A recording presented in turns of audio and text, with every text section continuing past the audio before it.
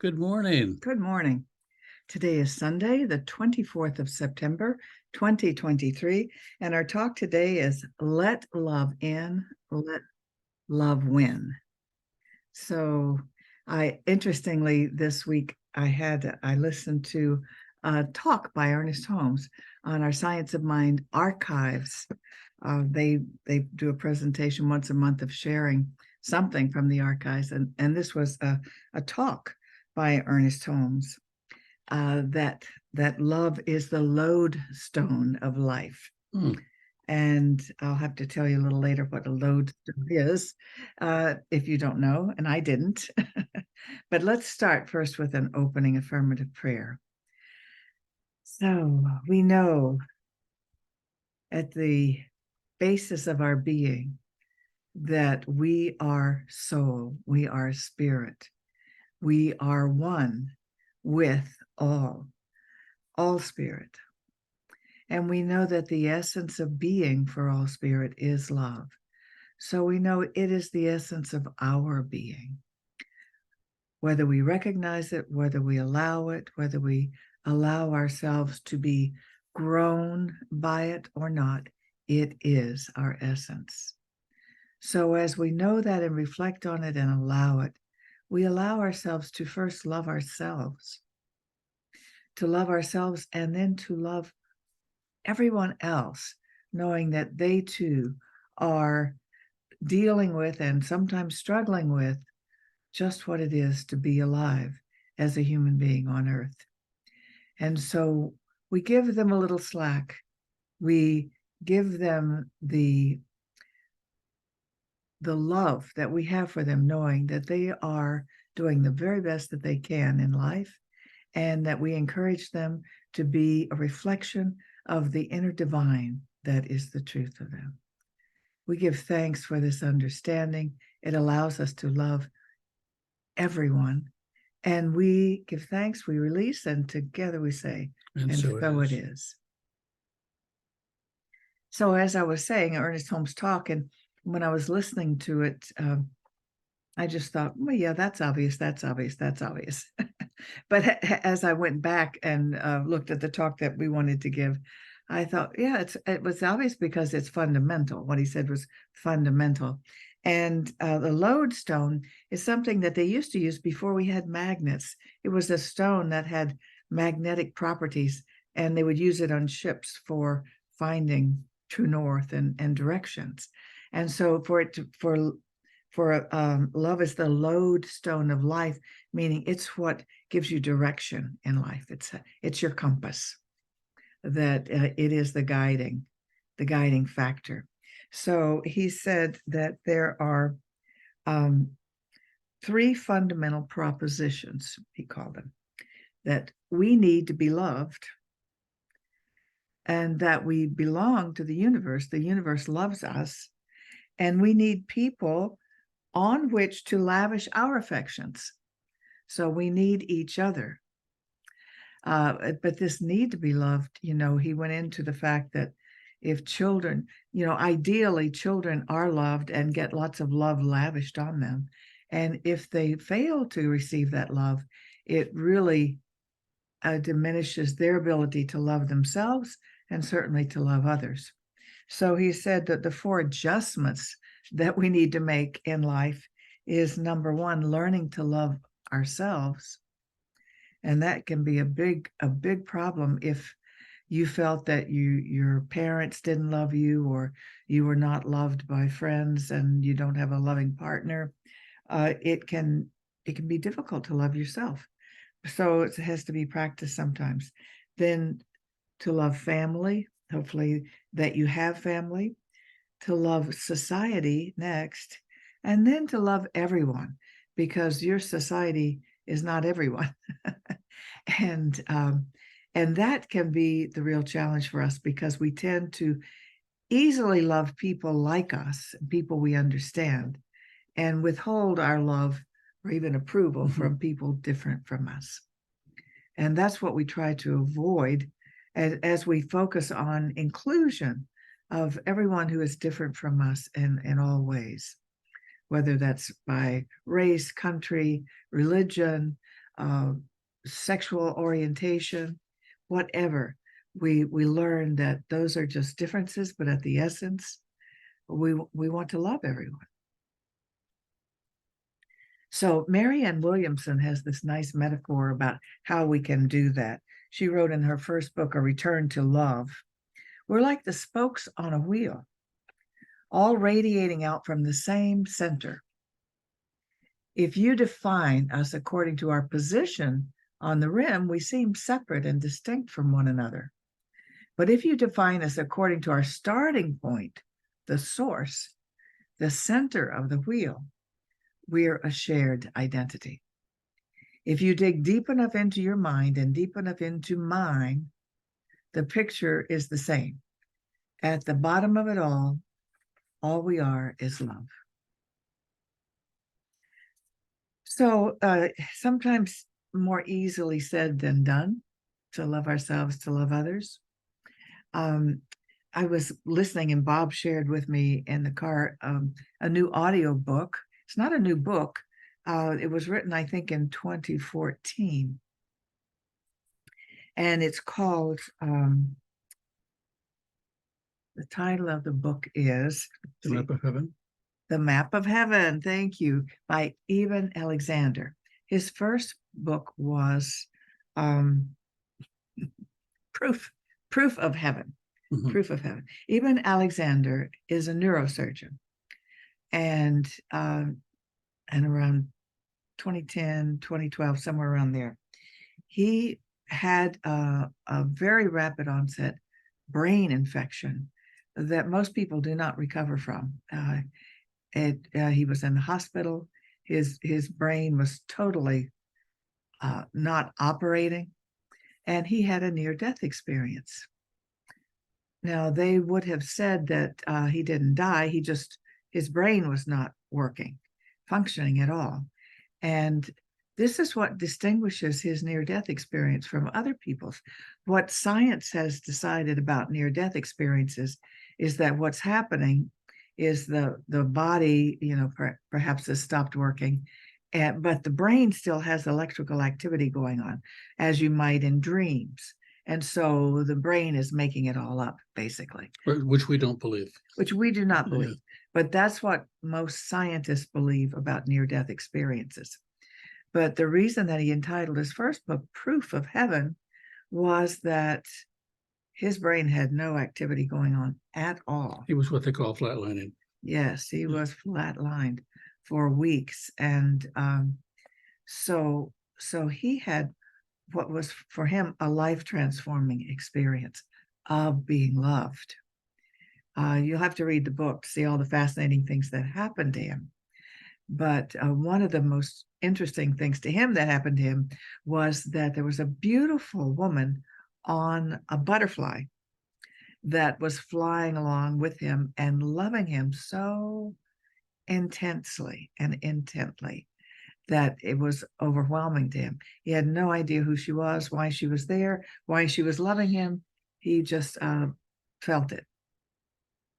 And he shares that later on, what he experienced was that he had a sister who had died, but he had never seen a picture of her. It was before he was born. And at one point in his recovery, his parents showed him a picture of that sister who died, and he recognized it as the beautiful woman on the butterfly that was loving him. So he has many interesting conclusions about that experience, but I'll stop now and see if you have anything that you wanted to add in this now. There's just so much weight to what you're suggesting, but I want to go back to the lodestone, if you will. Okay. And the lodestone is the willingness to love in spite of appearances, in spite of conditions, in spite of the stories we've been told and the stories that we tell. And for us to be able to allow that fountain of love to flow through us is to connect with a universe that is present all of the time, that until we connect with it, doesn't seem to be present ever. And so this morning I got up and I looked out at the field we have behind us, and the field could be symbolic, if you will, of the field of life.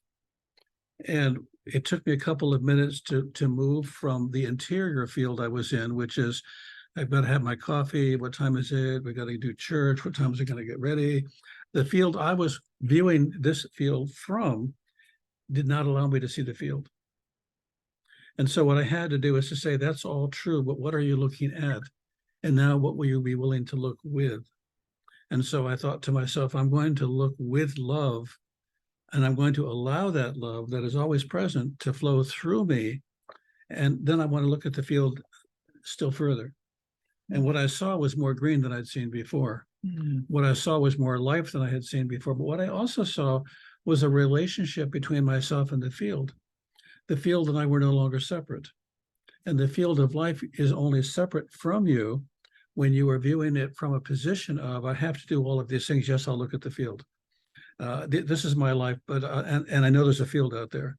It is a moving from that field of worry and concern and self-doubt and often self-loathing and dislike of self that interrupts that flow.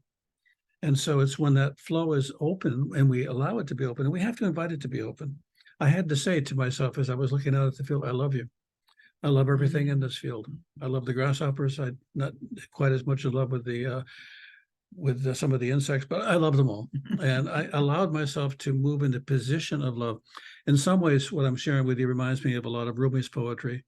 And when I read Rumi, what I feel immediately is that I am bathed in love, so I can view life with love and from love. And we have to be willing to bathe ourselves with ideas and consciousness, with thoughts that arouse that love in us to such an extent that it becomes what flows from us, rather than, okay, that's grass, that's a tree, that's a condo over there. What else is there? We move from naming to being with, rather than naming the things. And without thinking about it, we often spend more of our time naming this world we live in than we do actually allowing ourselves to enter into it. What if the field of life were brand new to you? What if you were truly a heart explorer and you allowed your heart to explore what it saw? It would be huge. So, and this is something I think about a lot, but I thought about it more as particularly when he did the title of the book, The Map of Heaven. I thought, interesting, the map of heaven has to start here on earth. You can't see heaven or imagine heaven if you can't see any of it here, because actually it's all here. It's all from within. So aside from that, I got nothing to say. Thank you. Well, I'm sure you'll hop back in here a little bit, but Evan points out that heaven originally meant sky. Oh, interesting. And of course now we don't think of heaven is in the sky, but we did when the Bible was written. And just like in Spanish, cielo means ceiling. It also means sky. And so, but as I say, he became very interested after his experience. Of course, it was a transformative experience. He also decided to quit being a neurosurgeon. As much as he enjoyed taking care of patients, he decided this was a big deal, that he really wanted to change science's concept of spirituality and consciousness in particular. And so he really went back to exploring how cultures used to view spirit, soul, heaven, all of that. And he found this quote, and he dedicated his book to all courageous souls whose loving hearts yearn for the truth of our existence. And he said that all human cultures, whether it's primitive tribes, we call them primitive, they're actually very advanced for living where they live. They know very well how to live and take care of themselves in all kinds of conditions. But there are always three questions that every group has, and they have the questions and they make up the answers. Who are we? Where did we come from? And where are we going? Now, interestingly, we stopped asking those questions, when we started worshiping science, because science doesn't ask those questions, because science only believes in what is measurable. As a matter of fact, that's what's called real. If it's real, it's measurable. It's physical, it's measurable. Although that became problematic when we got into quantum mechanics and physics, the measurements of the tiny, tiny, tiny particles and energies and how they work. And this was, over 100 years ago. And started actually in the mid 1800s, but it still is not accepted by common everyday science and human understanding. So he thinks that those are valid questions.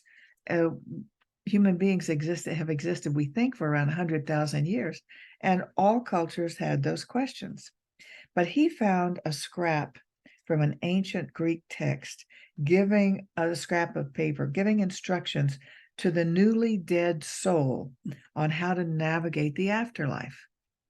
So the Greeks definitely, they had Elysian fields, I believe, did they not? The Elysian fields that they considered that you walked into when you died. But the scrap of paper with the instruction for the newly dead soul said this: I am the child of earth and starry heaven, but my real race is of heaven. My real race, and meaning that's really who I am. I exist in heaven in spirit, and I come and go into the physical world. But that's where my real race is. And so, this business of how we got to this place, I'm just going to do very, very quick thing, but we always believed in soul and afterlife and things like that until Descartes came along and started doing experiments on the body. Well, at that time, this was in the 1600s, and the Catholic Church ruled everything that could be studied or decided, and they did not like Descartes messing around with experiments with the body, but he thought it was essential, and he made his case, and eventually there was a compromise, and the Pope said, okay, you can study everything from the head down, you can study the body, but this, the mind, the soul, the feelings, he believed that was the head, this was not to be studied. So that's what happened. And that's when they decided that they were only interested in what could be measurable, and that's how the scientific method evolved. I've studied a lot of science. I appreciate science. I study science. I love it. And yet I am fully aware that they don't even ask the big questions, like where did we come from? Where are we going? Because they're not measurable. So you just have to know science's limitation. It is not the answers to everything. Mm-hmm. And that's what Eben Alexander was particularly concerned about with the facts of what we know from quantum mechanics. So he says that we really need a new theory of everything that would include consciousness. And he said Max Planck, who was one of the first ones doing quantum mechanics, studying it, he lived from 1848 to 1947. And he said, I regard consciousness as fundamental. I regard matter as derivative from consciousness. No, that's our teaching. Everything starts with mind. What we believe and think and pray manifests in the physical. Well, not everything, but what we do the most of manifests that way. That's the principle of how it works. So he continued to say, everything we talk about and everything we regard as existing postulates consciousness. But consciousness is a word you never hear in science, because it's not measurable. Mm-hmm. And so he believed that, Eben Alexander believes that consciousness is real and must be measurable. One of the most interesting things to me when you look at the near-death experience is a number of people that have had near-death experiences who didn't believe in anything mystical, spiritual, or religious, who believed in a concrete, if you will, scientific model of the world, who when they got to the other side were met with more love than they could explain, and understanding of a universe that they couldn't explain, that they now had an understanding of. And particularly I'm struck with a Russian who was I can't think of his name. He had a near-death experience, and he was run over by the KGB and killed. And Because they thought he was He coming to the U.S. and they thought he was going right. to So to he is a pragmatic, scientific. I'm trying to do it with the word that they used to describe what he was, but he was you know what I'm talking about. yeah, it's the word for Non, communist philosophy. non-spiritual. He has since become a minister in South Carolina, and which is really interesting. And because of this transformational experience and understanding, He was a psychologist, yeah, a materialist. Materialist, was something materialist. yeah, yeah. We And- didn't write that word down. Starts with a D. But what was striking to me about it was that what he believed and what he knew and the way his world was arranged had to be completely rearranged. He had to change it completely. And he didn't have to, I guess I shouldn't say that, he wanted to. When he felt love at a level he had never felt before, when he felt a connection he'd never felt before, when he felt the universe speaking to him in a way that had never spoken to him before, he had to give up his dialectic materialism. That's what it was. Yeah. Dialectic I knew it started with a D. materialism. It was And part so, of the communism. right. philosophy. But why I share that is because your belief system is structured to support you having a view of the world that makes sense to you. It doesn't necessarily reflect the truth in all of its dimensions or in all of its possibilities. And why that's important is we really need to say, this is what I believe so far. This is what I know so far, given my experience, and I'm open for more. So did you tell him that he was run over by the KGB? Yes. Yes. And did you tell him that he woke up in the hospital? I didn't tell him anything. I didn't think they needed to know. But since you brought it up, he ended up being in the morgue and woke up in the morgue when they started to do an autopsy. He was there for 24 hours. And he sat up. Imagine if you're taking care of this person, started an autopsy, and he sits up. At that very point, probably that man would have died, but he didn't. What was really interesting was that when he was dead, quote, dead, and in the morgue, he left his body and traveled all through the hospital. And while he was traveling to the hospital, he went to the pediatric unit, and there was a child who wouldn't stop crying. And they didn't, a baby. yeah, and they didn't know what was wrong with him. He communicated with the baby, and he saw that the baby had a broken hip. And he told the baby in his own way that crying probably wouldn't help, and he needed to stop if he could, and he did. When he came back into his body, he was taken from the morgue up to the hospital, regular part of the hospital. He then told the doctors what he had seen. Because he was a scientist, because he had gained a lot of respect, they did an X-ray of the child or the baby, and they found a broken hip. So, this world is just, this universe is so much more a part of us than we often realize.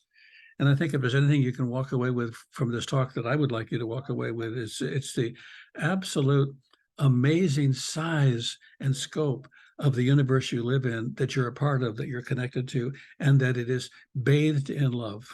And how magnificent each one of us is, whether we know it or not. So our job is to awaken to our spiritual magnificence and the spiritual magnificence of each person here, and when you understand how magnificent they are and understand that they too are part of the same spirit we're part of, they must be lovable. Yeah. So let's treat them that way. It's one thing to know it, it's another thing to do it. So let's do it. At least allow for the possibility of it. Yes, Yeah. indeed. So we love near-death experiences because that's what we believe. And so we love proof and evidence to support what we believe. And we think the world would be a better place if everybody believed it. Right. I think there's nothing more confining and limiting than to believe that we're here for brief, short, miserable years, and then we die, and that's it. And your loved ones are gone; you'll never see them again. That's just not true. I've had so much personal experience with it. Our loved ones are still there, loving us. They're just in spirit or in heaven, in the sky, whatever. That was how we envisioned it, because we can't visualize another dimension. That's right. It's just another dimension, and it's right here. It's just vibrating at a faster level. All those who passed down, they're cloud jumpers. Yeah, we're puddle jumpers. They're cloud jumpers. That's right. Okay, so I'm going to end this with a treatment, and then we're going to open it up to the community we serve and have an interesting and wonderful conversation here. So if you will close your eyes for just a minute so that you can go within, and as you go within and touch that part of yourself that you know is alive with love, bring that part of you that is alive with love into full awareness, and bathe yourself and allow yourself to be bathed in that love. Allow yourself to express that love in everything that you're doing, in every cell of your body, in every moment of, in every breath that you take. And know that you are a breathing, pulsing, vibrating, adventurous, loving spirit, having the most dynamic and amazing time that any spirit could possibly have. And that right here and right now, there's an internal smile and joy that just fills you up and spills out into this universe in a way that allows itself to become contagious, and you are drawn to all that are near you. You are drawn to all that is good, all that is kind, and all that is love. And all that isn't love, you can infect with love. You become a part of with love until all there is around you and within you is love and kindness and joy. So here we are together in spirit and mind, in love and kindness and joy. And we say thank you. And knowing this is true, even after we open our eyes, even after we go about our day, that it continues to vibrate and spill over into this universe.